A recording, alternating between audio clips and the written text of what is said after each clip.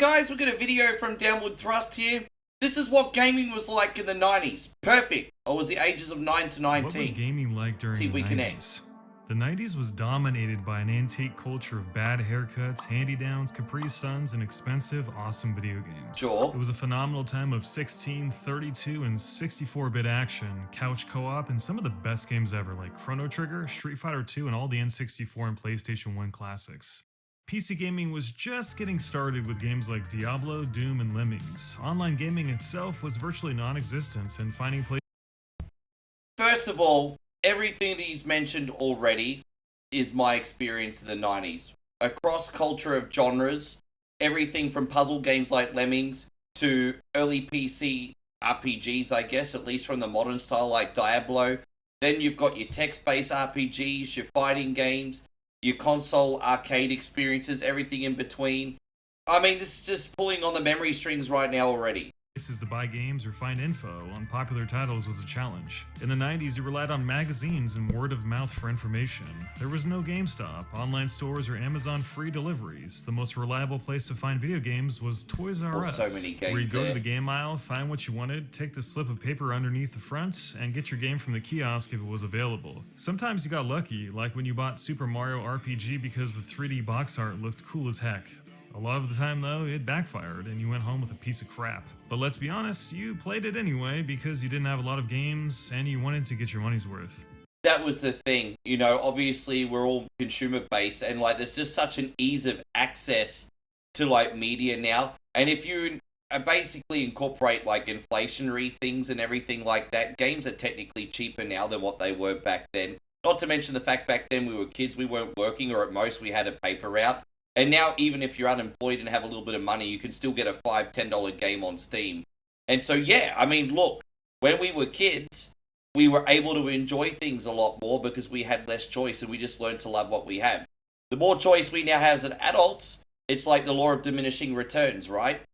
In the 90s, kids didn't have cell phones or any way to talk to people beyond our own streets. Gaming communities consisted of whatever smelly kids were in your neighborhood willing to converge on whoever's house had a gaming console set up in their garage with an old smelly couch everyone could cram into.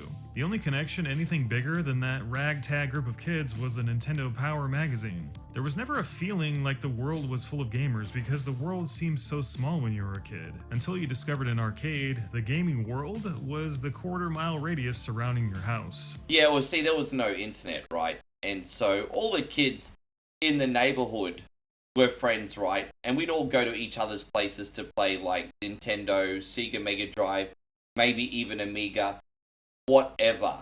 But we're talking like a block, maybe a few blocks, right? We just felt like such small fish in such a big pond. We know that there's a big world out there, but because this was pre-internet, we didn't get to experience it, and we just kind of had our own little mini tribal village within our few blocks between friends and other people that we knew. So I get what he's saying, sure. So anyone who played games on your strip was your friend. You'd stay up late taking turns playing Secret of Mana, and you'd throw down playing Street Fighter II until their mom called you in for a cheap hamburger helper dinner. You'd have sleepovers, and if you were lucky, they had Lucky Charms in the morning. Yeah. But let's be real, it was probably Marshmallow Stars.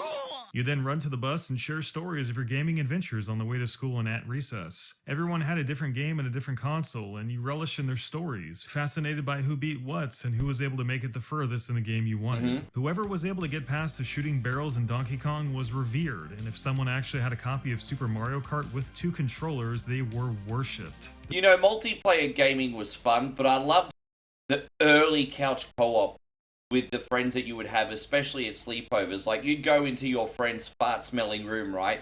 And you'd load up, like, Super Mario Brothers 3, and you'd be playing it all weekend. And so you'd have a turn, you'd die, then your friends would have a turn, and then you could collectively work together to try and beat Super Mario Brothers 3, each taking a turn per life, and it was just such a wonderful memory. There was a degree of rivalry. You were either a Nintendo fan or a Sega fan, or a Nintendo fan or a Sony fan, but it was innocent, unlike today. Kids were just as worried about games as they were about getting a chocolate milk or a juice box in their lunch bag. The worst you'd get was some smack talk about how your version of Mortal Kombat had sweat instead of blood. People who played games stuck together in the early days because gaming was almost a secret society. You know what? With the whole Mortal Kombat thing, we notice now just how bad the Super Nintendo version was compared to the Sega version. Obviously, no blood, and I think even a character less or something, if I'm not mistaken. But, back then, Mortal Kombat was all the rage. You were just happy to play Mortal Kombat. Didn't matter if it was on Sega, Super Nintendo, heaven forbid the crappy one on Game Boy. If you had a copy of Mortal Kombat, you were the cool kid. End of story. You played Nintendo and found 4 other kids who also played Nintendo, you were basically in the Goonies. The culture was just different.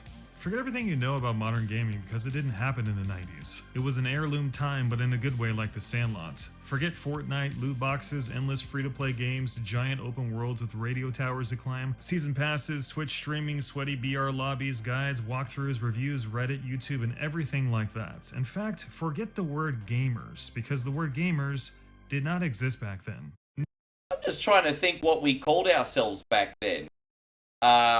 It was always like, hey, let's go play Nintendo. But we never called ourselves Nintendo gamers, Nintendo heads, fanboys, or anything like that. It was just like, hey, let's go play some Nintendo. It was just so casual and I guess kind of like freeing that back then we didn't have to worry about things like labels or anything like that. Now everyone wraps their ego. Or I'm a gamer, or I'm a streamer, Back then it's just like, hey, let's go play Nintendo. It was as simple as that. It was a wonderful time. A gamer in the 90s. If you play games, you were a nerd, and you probably did other nerdy stuff like play board games or collect pogs. Gaming wasn't a way of life, it was a way to pass time because the world felt like it moved in slow motion as a kid. Video games were fresh on the block, most people outside the sphere barely even knew about them.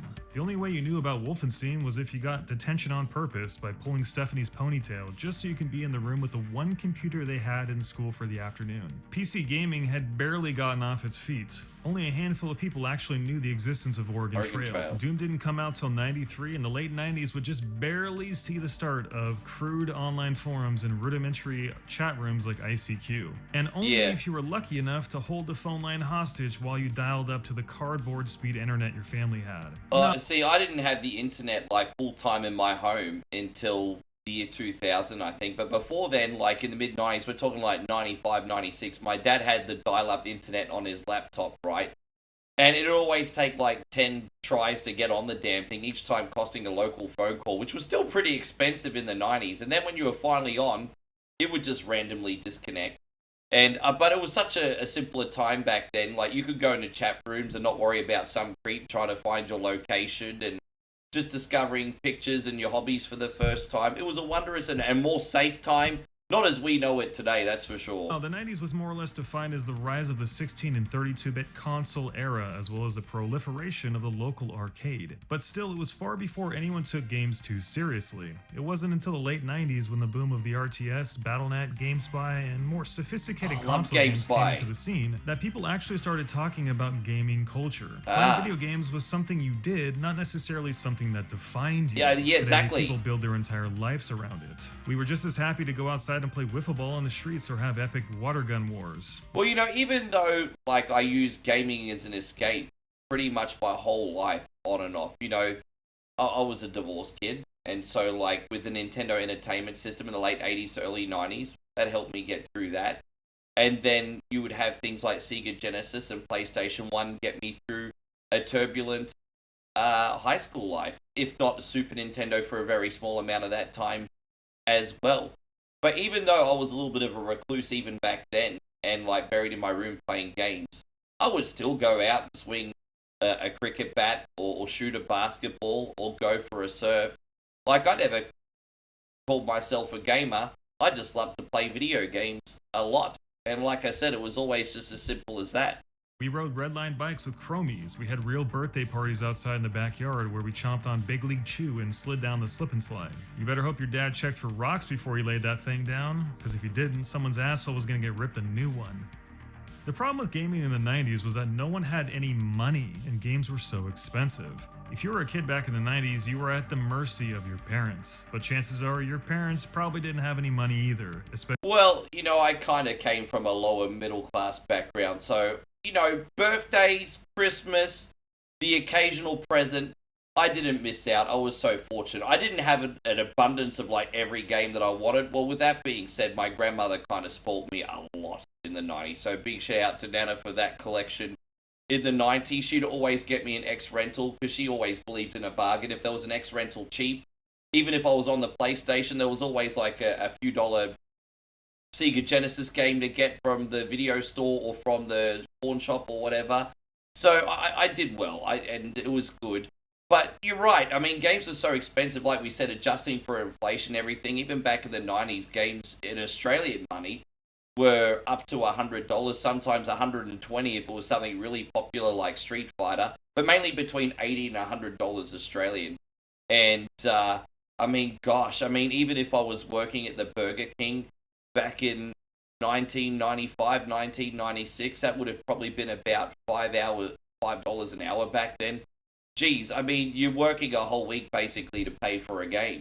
Especially for games. Games and consoles were so expensive, the only hope you had to get one was to wait for Christmas. Put it this way, it was more rare to see a console in someone's house than to see a pool in their backyard. Just think about this for a second. Games and systems cost the same now as they did back then. You think $60 is a lot for a game today? Try spending $80 for a copy of Pilot Wings on the N64 when the minimum wage was $3 an hour. That same game today would cost $150. The Sega Saturn was $400 in '95, which is over $750 adjusted today. If you really wanted to buy a game, you were outside in the heat of the summer, setting up a lemonade stand, sweating your ass off, begging for someone to come by and give you a quarter for that watered down Kool-Aid you were selling. See, I grew up a little bit late, guys, and so my entitled ass got, like I said, a game here and there. But pretty much by the time I was 17, 18, that kind of dwindled up. It's like, you know, Rick, you're a man now. If you want something, you have to go work for it. Oh, by the way, might be time to contribute to rent and all that kind of stuff. And so finally, when I was like 17, 18, 19, very slowly, I grew up very late, as I said, but I finally appreciated the value of the buck. My point is, thankfully, I didn't personally have to make a lemonade stand. I know a lot of people did. Respect. In the 90s to get by, let alone shower Jimmy with a bunch of new video games that were already incredibly expensive. But there were two things that we could do if we wanted to play games at any time: game rentals and going to the arcade. I mean, my life was game rentals, right?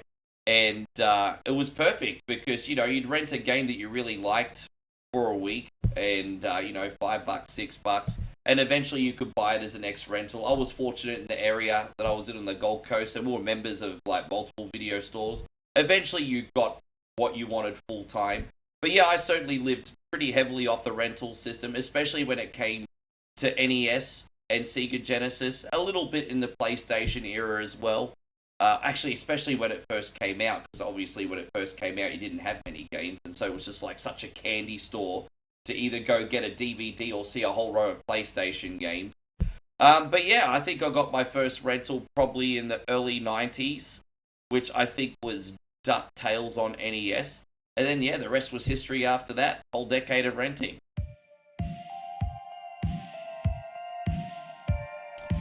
The evolution of video game difficulty as time went on prompted a huge rental market. In the early 90s, most if not all games were on cartridges, and storage space was limited. The SNES had a capacity of 6 megabytes, and memory cards wouldn't be invented until the PlayStation in '94, so there was only so much game that could be put on that cartridge. This led to a lot of cryptic, maze-like games like Simon's Quest, where they could ensure long, frustrating playtimes. Yeah, exactly. Now, I don't know how true it is, but it would make sense if it's true.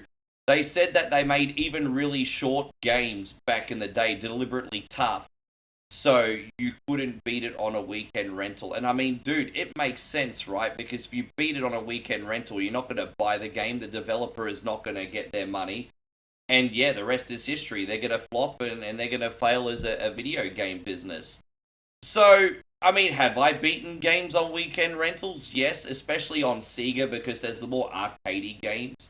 However, being that they're so addictive, you're just willing to play those over and over again for your high scores and whatnot. So I think that's a completely different thing. But if we're talking like your basic platformers and RPGs, fighting games, maybe not even the fighting games, that's probably the same high score sort of thing. But, you know, like your platformers, your RPGs and things like that. If you're going to beat them on I guess you could say, a weekend rental. Yeah, you're not going to buy the game. So that would make sense if that was a Increased the thing. difficulty. Pretty Part of it was due sneaky, to pretty terrible manipulative. controls, but a lot of it was sheer game difficulty. Devs couldn't let you blaze through an entire game in a single day. So games were designed to be ass kickers with unfair gimmicks, respawning enemies if you hit the screen's edge, and jumps requiring ridiculous precision. A lot of games were based off a lives and continue system, which made sure that the small storage space could be used efficiently. If you ever played Teenage Mutant Ninja Turtles on the NES, you know exactly what I mean. With horrendous difficulty spikes, marathon marches before checkpoints, and terrible controls, most games could not be beaten easily. Yeah, you see, once you learn all the patterns and everything in Turtles on NES, it's not that bad a game. I'm not going to say it's not hard. It's freaking tough. And I forget how tough it is because I can beat it relatively easily now. But until I became a game streamer in my adult life, in my mid to late 30s, I never got past the fourth world. I think I got up to that big giant mouser and that was it. You know what I mean? You know that level with all the mazes and stuff? And that was that way for like 3 decades. So, yeah. In the 90s, external memory cards allowed for permanent save states, but that of course inflated the already tremendous cost of buying a video game console and all the accessories you would want. Because publishers were pretty much in direct competition with the rental market, games also had to be hard enough so kids couldn't finish them during rental periods. Yeah, exactly. Every town had a movie store where you could pick up a game for a day or two for a couple bucks. The rental market was huge, and Blockbuster Video opening in your area was a godsend. But the companies who made the games didn't want you to go there and rent them because they'd lose out on sales, potentially, so they made them hard. Hard enough to where there was no way in hell you'd finish them before you had to run it back to the movie store. Why make a game that's easy enough to be beaten in a day? They'd never sell any games that way. You know what? In the PlayStation 1 era, part of the reason why I rented so many games is because I didn't have a memory card for the first 6 months of my PlayStation life, or close to that. I actually had to return Tomb Raider for a golf game and Ridge Racer because I didn't have a memory card and I didn't realize I couldn't save. Like, that whole concept was kind of bewildered me at the time. Eventually I got one. I won't tell you how I got it. I won a bet at school. But, yeah, that's when rentals were like a godsend, because you could just rent something for the weekend, keep your PlayStation on, and then when it was time to give it back, I mean, it wasn't a big deal. It wasn't until I finally got the memory card I started to stockpile a collection. I don't know what the point is. I'm just saying I was very, very rental savvy, I guess, in the PlayStation 1 era, because that was sort of like, I guess you could say, a transitional period. But anyway. Movie store could simply buy 2 copies and rent them out to 85 kids. 85 sales Nintendo would never get. That's $5,000. And that's just one game in one store in one tiny city in California. Multiply that $5,000 by every game in every movie store in America and you can see how much money was up for grabs. Console games were also competing with arcade games, so they had to provide value that competed with a quarter. This, in addition to the rental market, resulted in games being hella hard and hecka frustrating. Yeah, and you know what? They've got Time Crisis here. I thought having, like, the G-Con gun was, like, the best thing ever. The one time I really felt, hey, you know what? The arcade experience is finally at home on PlayStation. Being able to play, like, Time Crisis here, Point Blank. In Australia, Resident Evil Survivor. I know you guys don't remember that fondly, but being able to play a Resident Evil zombie game with the gun on PlayStation back in the 90s, I mean, that was pretty cool. Or actually, I think that came out in 2000. But yeah, this was the first time I really felt like you were actually bringing the arcade to the home. It was such an awesome time. So hard and information and help so unavailable that it led to one of the most necessary but blood-sucking industries ever, the video game tip line. Oh. Remember, there was no internet to tell you how to beat a level in the 90s. If you wanted help, you had to know someone who could help you. A Sega hotline, Nintendo hotline. Game Genie codebook, or as a last resort, call a video game help. Sure. For 90 cents a minute, you could call helplines and ask them any question about any game ever made. Yes, live on the phone. Yeah, man, 50 Cent being like, I'm going straight to the bank. Ha ha ha ha ha. I mean, damn, that's expensive. Nearly $1 a minute. That's US! It was probably closer to $2 or $3 a minute in Australia. I know some childhood call-up services, even back in the 90s, were up to $4 a freaking minute back then. Oh my gosh, you want to hope your parents don't see the phone bill. But when the phone bill comes back with hundreds of dollars on it, can't hide that too well. Remember, that clock is a ticking. Lost your way in A Link to the Past? Can't figure out where to go in Secret of Mana? Want to unlock all the secret characters and internal champions? Trying to finish the Water Temple in 1999? Trying to finish any point-and-click adventure game ever made? Yeah, but I had the Prima book. Psycho Mantis and Metal Gear Solid? Yep. You needed help. Game FAQs wasn't founded until 1995, but even then, you probably didn't have an internet connection anyway. Yeah, but in the late 90s, as I said, you had the Prima guides. I borrowed the Prima guide off a friend to help me get through most of Ocarina back in the day. That was a godsend, because my problem-solving ability in video games wasn't so fantastic. It can be after a while. Like, you guys see me sometimes beat some hard games if you watch on the regular, but here's the thing. I'm a slow learner, but when I get something, I finally get it. But it takes me like 2 or 3 times longer in a video game compared to the experts and the really good players out there, you know what I mean? I'm just a bit of a slow learner on the problem-solving games. Hence why I don't do too many of them on the stream. I'm a little bit more casual. But yeah, I mean, we had the Prima guides. Occasionally you could get like PlayStation Australia, Nintendo Australia magazine. Sometimes they would have a mini walkthrough. My friends did get Nintendo Power imported a couple times, and they would probably be a little bit more comprehensive. Unfortunately, I didn't have the access to those ones as much. So lucky you guys in America. God forbid, even if you did, Grandma was about to call, or so Mom would say, so you could never hold that phone line hostage anyway. So the only thing you could do was sneak off and call the hotline when Mama wasn't looking. For the price of your entire month's allowance, you had access to a certified gamer god who had all the secrets in all the games. They did everything from walking you through dungeons room by room, to unveiling Easter eggs, guiding you to all the hearts in Zelda, to exposing all the cheat codes and exploits in any game you wanted. And for the really cryptic stuff, they'd even mail you map guides. If you were stuck on the Air Castle in Phantasy Star, you could call up Sega's hotline and they send you a step-by-step walkthrough of the joint. It was like stumbling onto Jesus as a kid, except no one had the money or permission to call these. Well, I wouldn't say that someone who's good at a bit like freaking Mario 64 is like the new Jesus, but it's true, you would have those like gurus back in the 90s at your school that kind of like knew how to dominate like one game. Just one kid I remember, for example, at school was Joel, and he knew like all the codes and everything about Twisted Metal. Not a game I personally like fondly, but he was the Twisted Metal guy. And then there would be like me, I was kind of more the Formula 1 guy, big deal, no one really cared about Formula 1. But then there was also like a Resident Evil guy or the, you know, whatever. You get the point. But yes. So you called and talked as fast as you possibly could so you wouldn't rack up a fat bill. And when someone came on the line and talked at a turtle's pace, you immediately hung up and ate the 90 cents. Fondly do I remember stealing my mom's credit card and calling for help in Simon's Quest. You know, the part where you had to face a wall while crouching and holding up a specific orb for a certain amount of time to get transported to a new area. How would you figure this out without the internet? Most games had password systems that would send you back hours from where you actually were. So it wasn't like I was going to shut the system off. I needed help now. And no one in the world knew how to get past this wall in Simon's Quest better than the Nintendo Power Hotline. I don't know how I figured that out. I did figure it out as a kid and by complete accident. To this day, I can't remember how I figured it out. I just know that I did it in the 90s without Nintendo Power. With that being said, I'm not being like, I'm so smart, I figured it out. No, it was a complete fluke. To this day, I just don't remember how I did it. That shit was incredible. Gamers did have a little bit of help when magazines came into circulation like Nintendo Power and EGM though. Nintendo Power was a literal Bible for kids in the 90s, offering articles, news, walkthroughs, and even reviews of games if you were lucky enough to have a subscription. You could even write to the author and ask some questions if you were stuck on a game. Get your photo in These there too, I magazines were think, the only contact kids had with the outside world, so when you got one in the mail, you crapped your pants. It was luck of the draw if the new issue had the games you were interested in, but magazines were the only way to find out anything new about games getting released, so you poured over every page regardless.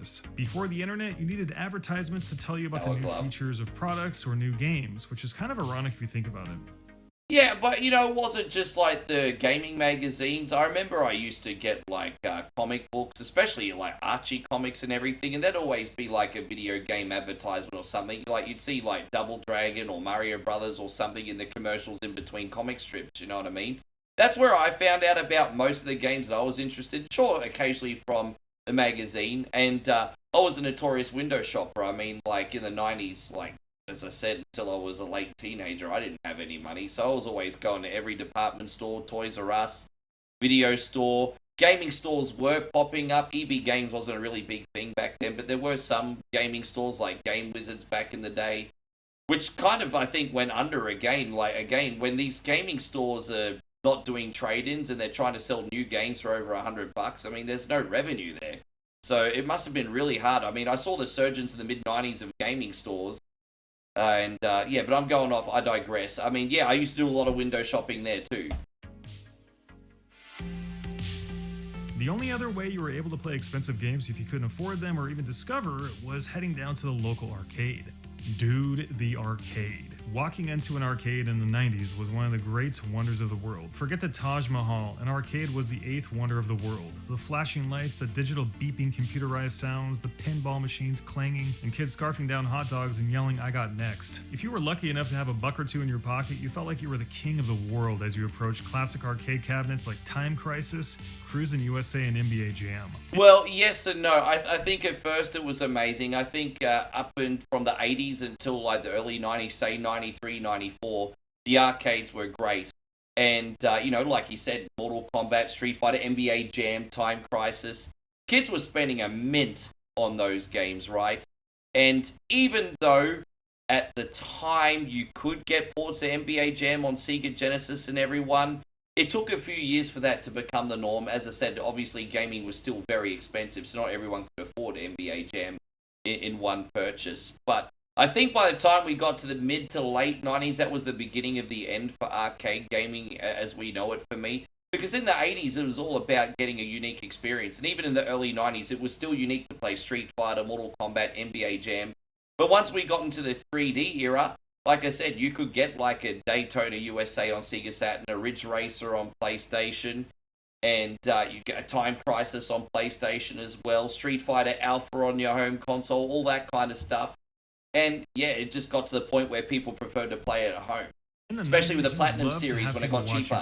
And in the rare case, compete for the high score of the cabinet. Arcades had a culture of their own, one in which you were a nobody unless you proved it. You got in line by placing your quarter at the edge of the screen alongside the other 9 coins. Challengers were always sanctioned to the right side of the screen in a fighting game, and huge crowds would form around Goliaths like Mortal Kombat and Killer Instinct. It was a blood sport, and the only way to survive was to beat whoever stepped up to the plate next to you. But yeah, look, as I said, in the 90s, I think people would still come up to the arcade machine and watch it for something popular. The only machine I really remember crowding around a lot was Street Fighter 2. There was always kids crowding around that, waiting for their turn. Maybe occasionally a Neo Geo cabinet. In the early 90s, they were kind of popular in my area on the Gold Coast at the video stores and stuff, but pretty much my memory of that was Street Fighter 2. I feel like lining up tokens and all that, personally, myself, was more common with the experience in the 80s. But hey, if you did get good at a game, you were a god because win streaks were proudly displayed on screen at all times. It didn't matter if you were black, white, brown, yellow, or purple, buck teeth, or four eyes. You were just a kid, a broke, smelly kid desperate to play just like everyone else. Battles would rage on for hours while kids would teach each other moves, share stories, and go on fat win streaks until some 4-foot Asian kid who could barely see over the joysticks slammed you with a 32-hit combo like it just materialized out of the Wizard movie, silencing the crowd and claiming his throne at the top as he finished you with a rare fatality no one had ever seen before. Well, so cool. Titanic was the blow that you staggered back in a moment of pure amazement and embarrassment, bowing to your new Baraka overlord. Arcades in the 90s were a cultural icon. As the 90s went on, video games aged like a fine wine. 4 of the best consoles ever made debuted in this decade: the SNES, the PlayStation, the Nintendo 64, and the very underappreciated Dreamcast in 1999. You say there's 4 of the best of all kind? Well, I heard you say Nintendo 64. Nintendo 64 had some of the best games on it, like Mario 64 and Ocarina of Time. That was very experimental 3D. You have won me over a little bit with the whole PlayStation 1 thing if you mentioned that. I can't remember now, but I know you also mentioned Super Nintendo. Yeah, again, a lot of classics on Super Nintendo, but you see, people have such fond memories of Super Nintendo, they forget all the garbage platformers and things like that that came out on it as well, and all the Street Fighter clones and everything. But yes, I mean, some of the best games of all time did come out on Super Nintendo. And then with Dreamcast, you know what, bringing the arcade to your home, wonderful experiences on that. Came out in the late 90s, right? There are games that were on the Dreamcast and on the PlayStation, which came out a couple of years later, PlayStation 2, and the games looked better on the Dreamcast. So it was certainly ahead of its time. To say all four are the best consoles of all time, maybe a little bit of a stretch, but certainly some nostalgic memories for sure.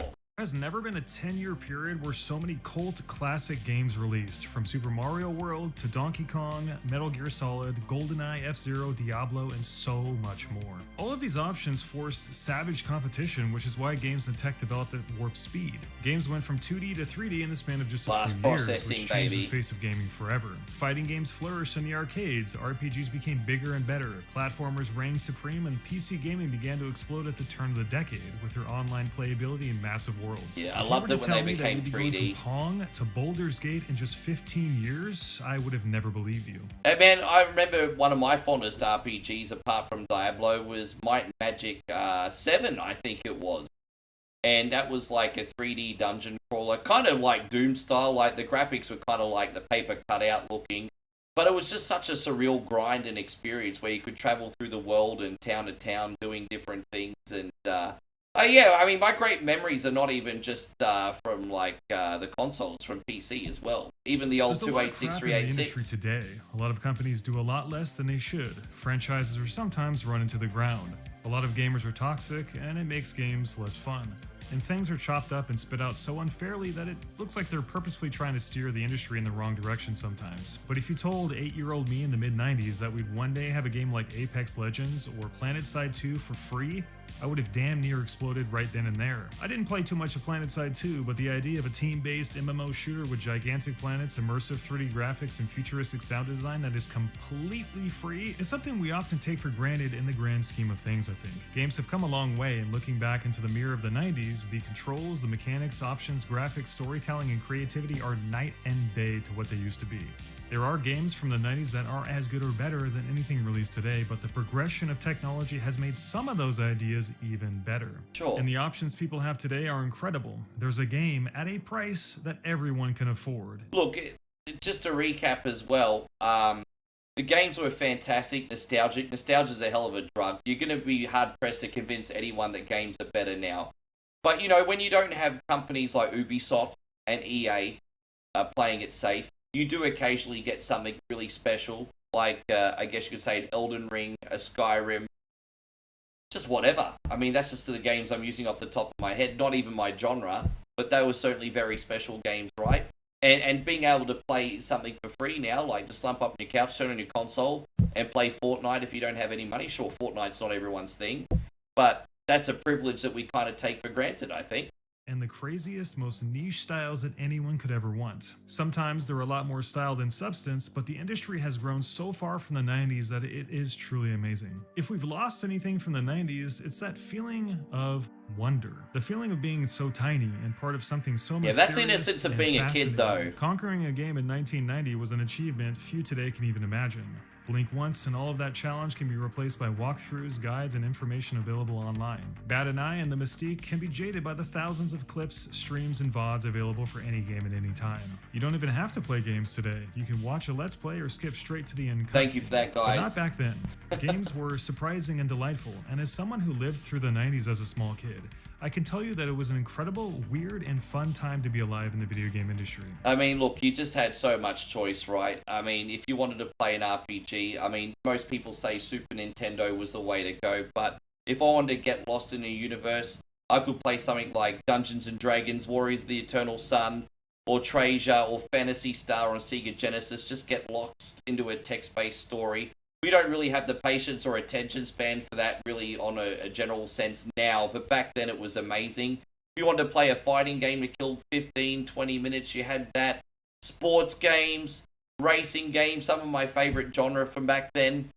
Ah, man, just the amount of different experiences. And when you, as I said, when you've got that innocent brain and that childlike innocence, it just seemed like there was just such a whole world of wonder out there. And now you've got even more of a sense of immersion and realism, but you can't escape the same way you did as a kid, even though technically some of the experiences are better because you've got adult problems now. You're thinking about paying your bills, looking after your family, what you're gonna, there's always that anxiety kind of in the back of your brain, good anxiety, there's good anxiety, just worrying about what you need to do as a man is an important thing.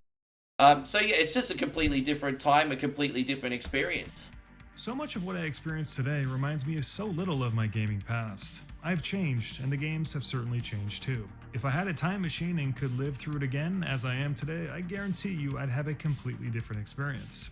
I guess you just had to have been there. You can never truly look back into the past without some form of rose color, because the Sure. truth is, we often prefer to remember the great parts about our time on Earth. So it's possible that the 90s wasn't as cool as I remember, but I like to think that it was. Yeah. If you too lived through the 90s, please feel free to tell us about your memories in the comment section below. Thank you so much, Downward Thrust. Please make sure you're giving them a sub. And while you're at it, give us a sub as well. We hope you enjoyed this trip down memory lane. And in the comments, let us know what your favorite 90s gaming experience was. And we thank you so much for watching again, guys. We'll see you in the next video.